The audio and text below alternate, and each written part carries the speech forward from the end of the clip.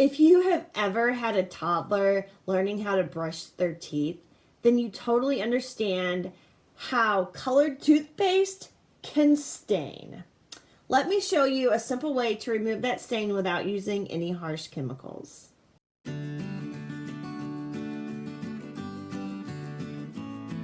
The items you will need are laundry detergent and a clean cloth. First, use your finger to scrape away any excess toothpaste that could be still on the clothes. Apply detergent and water to a clean cloth and simply dab the toothpaste stain until it's no longer visible.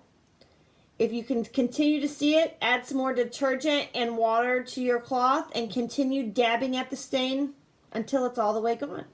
Never be afraid of a toothpaste stain again because it really is that easy to remove.